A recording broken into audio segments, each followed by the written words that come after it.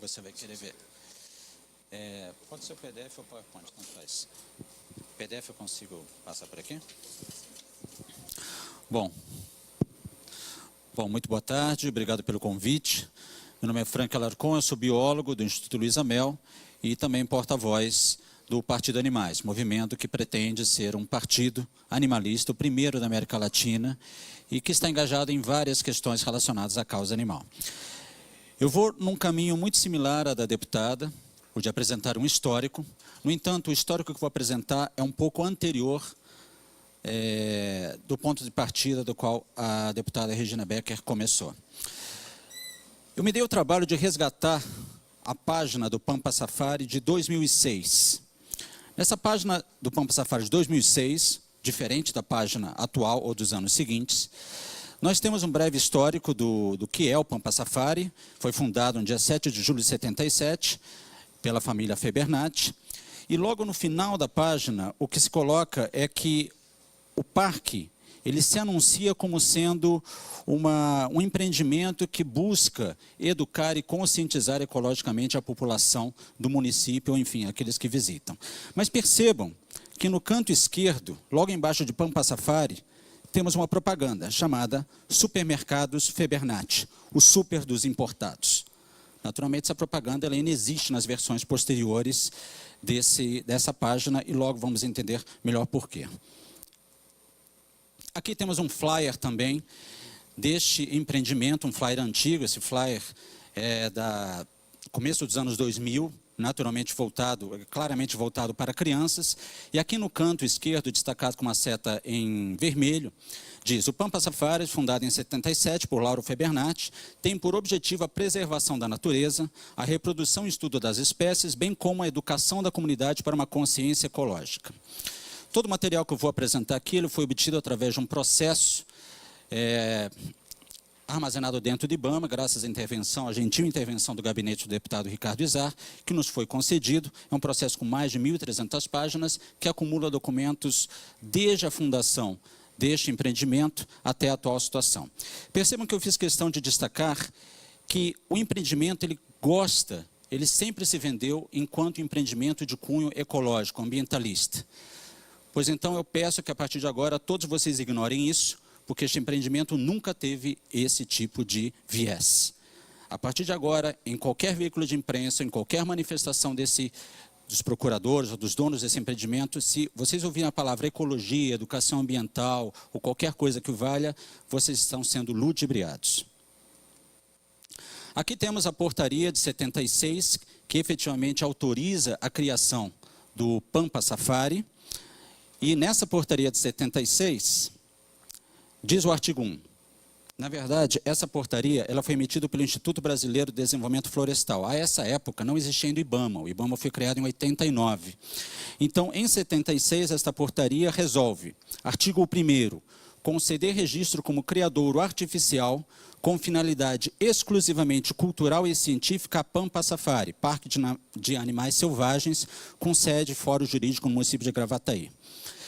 Percebam que aqui estamos falando de um criadouro artificial com finalidade exclusivamente cultural e científica, algo que não se mostrou realidade ao longo das próximas 4 décadas, que culminam agora em 2017, de 40 anos de atividade do Pampa Safari.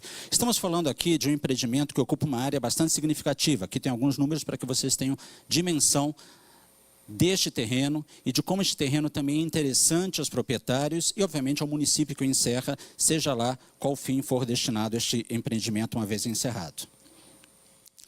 Em 1990, os proprietários do Pampa Safari apresentaram um protocolo de legalização deste empreendimento junto ao IBAMA.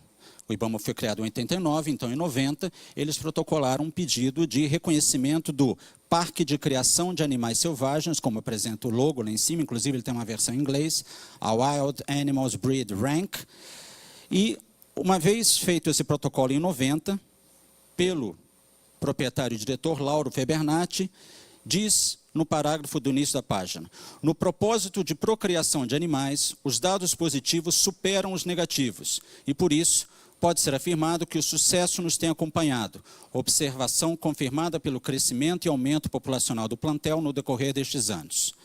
Diante do exposto, em antidossiê, queremos que, obviamente, esse empreendimento seja reconhecido pelo IBAMA. Com isso, eu quero apresentar alguns pontos. Primeiro, o IBAMA ele tem conhecimento da natureza do Pampa Safari desde a sua criação. O IBAMA, em nenhum momento, foi pego desprevenido, não sabendo o que era o Pampa Safari. Em segundo lugar, temos uma declaração muito clara do proprietário do Pampa Safari, que o objetivo deste empreendimento é o de procriar animais. E aí a pergunta vem, procriar para quê? Para que procriamos animais? Já que o cunho ambientalista ecológico não é o centro das atividades desse empreendimento. Na verdade, o Pampa Safari, ele se inspirou num empreendimento argentino, localizado em La Plata, chamado ECAS, Estação de Cria de Animales Silvestres. Na verdade, esse empreendimento anteriormente se chamava Estação de Cria de Animales Salvajes, selvagens, mas depois eles trocaram salvagens por silvestres. Esse empreendimento ele foi criado em 71 e tinha uma estrutura muito parecida com o Pampa Safari na Argentina. E, naturalmente, estamos falando da região sul do país, onde o trânsito de pessoas argentinas e uruguaias é muito comum de um lado para o outro, e não é de se imaginar impossível que Lauro Febernacci, ou qualquer um ligado a ele, tenha visitado esse empreendimento e se inspirado nele para fazer algo parecido no Brasil. Bom, um dos animais, das espécies animais que mais chama a atenção desses empreendimentos, dentro deste empreendimento, é o cervo.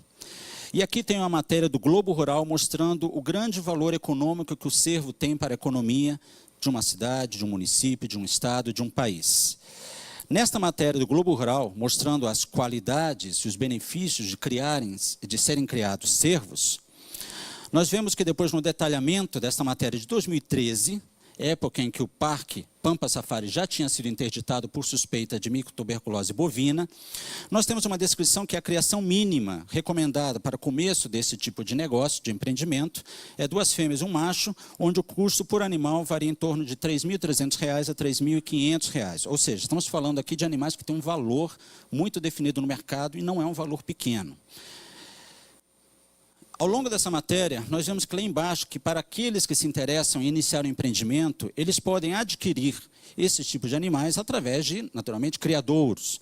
E aqui eles citam 2 criadouros, um localizado em Minas Gerais e o outro onde adquirir, além da Fazenda Azul em Minas Gerais, também no Parque Pampa Safari, Parque de Animais Silvestres, animais selvagens. Ou seja, mesmo em 2013, a revista Globo Rural anunciava esse parque como um empreendimento habilitado a vender animais com esse fim. Quando falamos de cervos, estamos falando de alguns tipos de cervo. O cervo nobre, o cervo dama, o cervo sambar. E esta página eu resgatei também de um desses empreendimentos que vende animais para quem quer ganhar dinheiro às custas desses mamíferos, desses quadrúpedes. E aqui temos novamente cervídeos selecionados. Cervo nobre, cervo dama, cervo sambar. Animais nascidos em criadouro registrado no IBAMA, com GTA, R$ 3.300 a unidade. Então, que fique muito claro a todos aqueles que nos ouvem, aqueles que estão defendendo os animais, estamos falando de um empreendimento com claro interesse financeiro. Não existe, de modo algum, em nenhum momento, interesse em conscientizar ou educar a população, seja local ou estrangeira, de qualquer parte do país, ao visitar esse empreendimento. No documento de 77, no documento de solicitação de abertura desse empreendimento, a família Febernacci já declara claramente qual é o interesse deste empreendimento. Numa das fichas técnicas, aqui eu tenho o exemplo da ficha técnica de espécie a reproduzir, a ANTA, lá embaixo temos que os dados biológicos desse animal, eles podem ser traduzidos como a sua idade ideal para utilização econômica é de 6 meses ou 3 anos. E os produtos e subprodutos da exploração desse animal, neste caso uma anta, é o animal vivo, a carne e o couro. Mais uma vez, reforçando que desde 77, o objetivo deste empreendimento era usar economicamente esses animais. Aqui a ficha técnica do ganso marinho, novamente, podemos usar esses animais como? Na forma do animal como um todo, vivo ou morto, os seus ovos. Da zebra, o empreendimento também tinha zebras, podemos usar o animal, o couro, a carne. Este é um documento de 77, escrito em máquina de escrever, como é possível ver. Aqui a ficha técnica do cervo vermelho. mostrando claramente que a proposta desse empreendimento já era, desde o início, explorar os animais. E o que podemos explorar desses animais? O animal, sua galhada, o couro, a carne. Ninguém que se propõe a abrir um empreendimento que busca conscientizar a população acerca de ecologia ou de meio ambiente, cita que a carne de um de seus animais, do seu plantel, do seu acervo, é interessante economicamente. Vejam, todos os documentos eram de conhecimento do IBAMA e da entidade que antes representava o IBAMA. Então, o IBAMA o tempo todo sabe do que se tratava o Pampa Safari. Aqui, mais uma vez, uma outra ficha técnica do Cervo Dama, podemos utilizar animais, galhadas, couro, carne, texto do proprietário do Pampa Safari. Em 2003, o Pampa Safari possuía mais de 1.000 animais. Aqui temos uma descrição de algumas espécies tanto nativas como exóticas, algo em torno de 1.072 animais. Quero frisar que nesse documento, obtido do IBAMA, eu que sou servidor federal e estou acostumado a manipular processos e documentos, poucas vezes vi um documento tão mal preparado, do ponto de vista administrativo, com páginas rasuradas, ordem não cronológica de documentos e várias falhas de natureza similar a esta. Aqui temos uma descrição de que espécies nativas somente eram 535 em 2003 no Pampa Safari. E aqui, mais uma vez comprovando, documento do IBAMA, onde lá em cima disse: empreendimento Pampa Safari Parque de Animais Selvagens Limitada. Finalidade: comercialização de partes, produtos e subprodutos. O IBAMA sempre soube e nunca fez nada no sentido de melhor fiscalizar ou coibir esse tipo de atividade. Muito pelo contrário. O IBAMA tanto soube que ele sempre esteve envolvido na liberação de guias de autorização de transporte desses animais. Transporte desses animais de onde para onde? Aqui tem exemplo de algumas guias. Procedência: Pampa Safari. Destino: Fazenda Itaoca Agropecuária, em Indaiatuba, São Paulo. Neste caso, 10 cervos dama-dama, 8 cervos elafos, 8 cervos unicolor. Um outro guia de autorização, do Pampa Safari para Canela, Rio Grande do Sul. 4 animais, sendo uma ema e um cisne negro. Outra guia, cervo-dama. No caso aqui para Cachoeira do Sul. Aqui também para Indaiatuba. Aqui inclusive para o exterior, para Fasano, na Itália. Estamos falando aqui de 20 capivaras.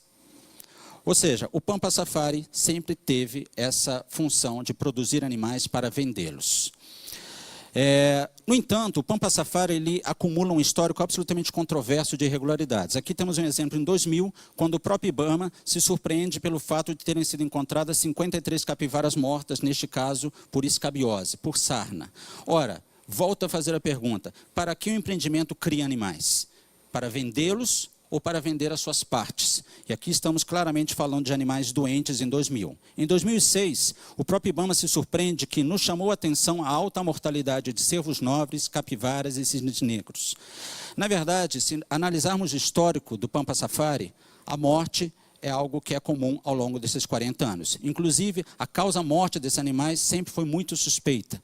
As fichas técnicas, a necrópsia desses animais é absolutamente vaga, absolutamente inespecífica, algo que qualquer estagiário poderia redigir, afinal, o papel aceita tudo. Então, eles não são comprobatórios de absolutamente nada do que o Pampa Safari sempre alegou.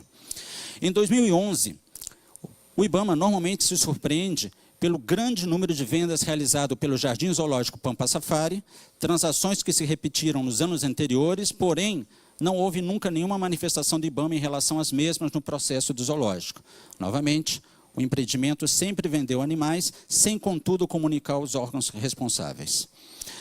E em 2013, já finalizando a apresentação, tivemos aquilo que desencadeou parte desse processo e do qual o histórico da deputada Regina Becker toma em diante.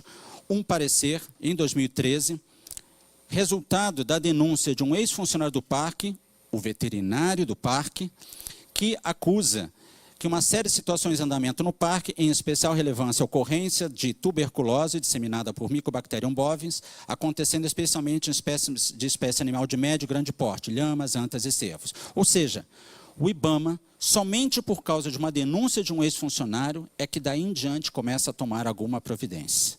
Obviamente o parecer ele é bastante extenso, bastante detalhado, mas nesse momento, A partir do momento que é notificada a presença de uma suspeita de tuberculose bovina e que pode afetar a população circundante do município e do entorno, aí sim o IBAMA começa a se manifestar e tomar alguma providência de fiscalização e investigação. Então temos aqui pelo menos 2 grandes culpados nessa história. Um empreendimento que se vendeu como algo que nunca foi, e o IBAMA, que nunca fez a fiscalização, nunca exerceu o poder de polícia que lhe é atribuído por lei, principalmente no quesito meio ambiente.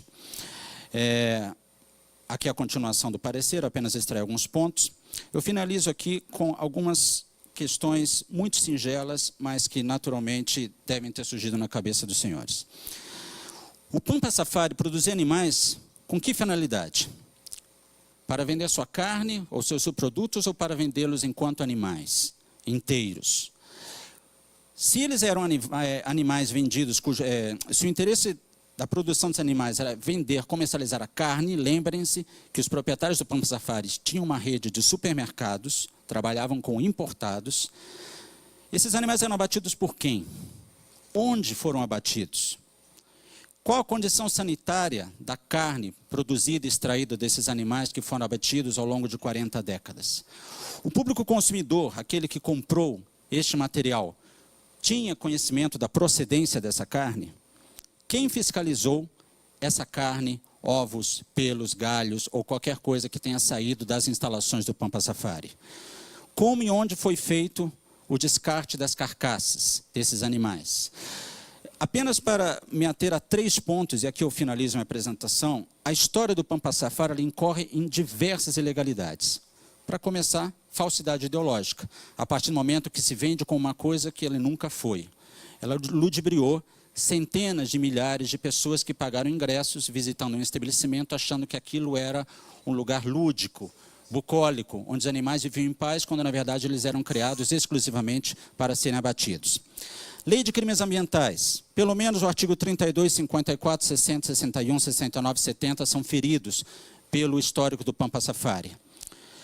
Código de Defesa do Consumidor, artigo 66. Fazer afirmação falsa ou enganosa, omitir informação relevante sobre a natureza, característica, qualidade, quantidade, segurança, desempenho, durabilidade, preço ou garantia de produtos ou serviço oferecido pelo empreendimento. Eu finalizo dizendo apenas que o histórico do Pampa Safari ao longo de 40 anos foi um histórico de enganação, um histórico de abate de animais em grande quantidade, não sabemos que quantidade, quantas espécies, os registros são falhos, vagos, propositalmente. O número de veterinários que passou pelo empreendimento é de grande quantidade e o IBAMA ele foi parceiro nessa omissão e nessa coleção de equívocos. Então, eu esperaria que, no mínimo, o Pampa Safari fosse efetivamente punido por ter enganado por 40 anos toda a sociedade civil e o IBAMA também assumisse a sua responsabilidade na propagação e perpetuação desse erro que não se restringe a Gravataí. Temos vários Pampa Safaris em todo o Brasil. Obrigado.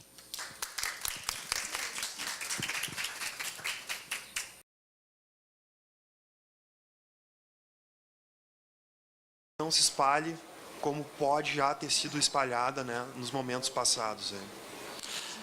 Apenas para concluir, deputado, eu gostaria de dizer que é de uma irresponsabilidade gigantesca que esse empreendimento e os seus responsáveis, eles se eximam da sua culpa no espalhamento desse patógeno, que está comprovado, uma vez que o próprio Marcelo apresentou que desde 2003 ou 2006, 143 animais foram espalhados para 6 estados. O comentário mais constante da manifestação do procurador do Pampas é que eu não sei. Não sabemos o número de animais, não temos fichas individuais, não sabemos quantidades, e, na verdade, eu duvido que venhamos a saber dessas informações. E isso é de uma temeridade... Com licença. Com licença, a sua arrogância está patente ao longo de toda essa apresentação, com o presidente, com todas as pessoas que participaram aqui. O senhor ofendeu todos tremendamente ao assumir que as pessoas não têm conhecimento das mais diversas ordens. Quero dizer que o Pampa Safari e os seus proprietários estão incorrendo numa irresponsabilidade ambiental e sanitária patente. E pelo simples fato de não poderem oferecer informações, não somente em relação a números, fichas individuais, tratamentos veterinários específicos ou qualquer coisa que o valha, eles estão sob suspeição. A própria ideia de que o Pampa Safari não comercializa ou não comercializou carne é algo que nem o senhor pode afirmar, uma vez que o senhor nem sabe o nome do estabelecimento ao qual representa, que sim é Pampas Safari, como estão nos documentos assinados pelo diretor, pelo criador, Febernati, o patriarca da família. Muito bem, senhor, muito bem. Na verdade, o que vale é o discurso de um sofista, que é o senhor, que entorta as palavras, que faz um contorcionismo verborrágico para justamente eximir o empreendimento ou seus responsáveis. Senhor, o senhor está subestimando as pessoas com quem o senhor está dialogando. Muito bem. Ok, muito obrigado. O senhor demonstra claramente a qualidade da sua representação pública. Dr. Frank Alarcon, nós estamos encerrando agora a sessão. Todos esses questionamentos vão ser feitos de forma oficial, através de requerimento de informação pela Comissão do Meio Ambiente. Então, como vai ser um requerimento da comissão, a resposta vai acontecer, eu espero. Deputado Isaac, levando a termo e efeito todas as questões tributárias que envolvem esse empreendimento. Lógico. Levaremos conjuntamente. Agradeço a presença de todos, declaro encerrada esta sessão.